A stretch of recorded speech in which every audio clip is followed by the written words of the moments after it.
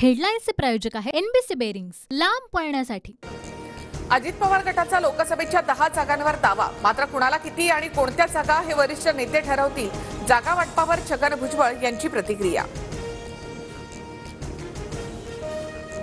नारायण राणेंची लोकसभा निवडणुकीची उमेदवारी निश्चित। रत्नागिरी सिंधुदुर्ग मधून राणे लोकसभेच्या मैदानामध्ये उतरणार, तर विधानसभा अध्यक्ष राहुल नार्वेकर सुद्धा लोकसभा लढवण्याची शक्यता, सूत्रांची माहिती।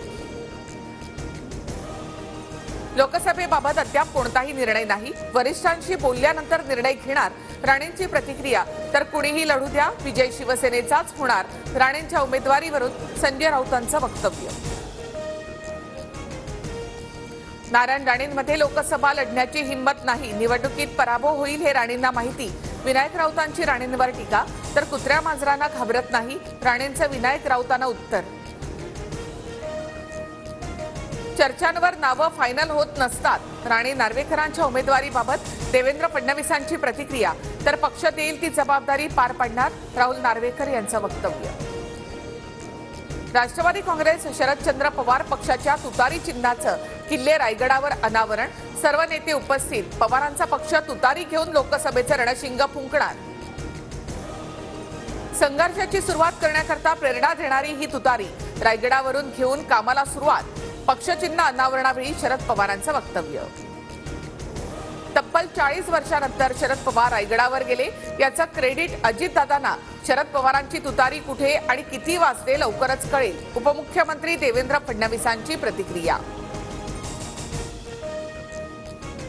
तुतारी वाजवून मिटकर यांचं चॅलेंज आव्हाडांकडून पूर्ण, मात्र एकट्यानं तुतारी वाजवल्यास 1 लाखांचा चेक देणार। चॅलेंजमध्ये सुधारणा करत मिटकरींचं नवं विधान, पण मिटकरींनी चेकचा तपशील चुकवला।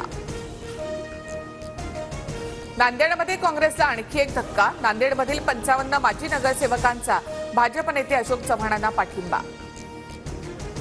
राजधानी दिल्लीमध्ये आप आणि काँग्रेसच्या जागा वाटपावर शिक्कामोर्तब, आप 4 काँग्रेसला 3 जागा असा फॉर्म्युला, तर काँग्रेस गुजरातमध्ये 24 आणि गोव्यामध्ये 2 जागा लढवणार।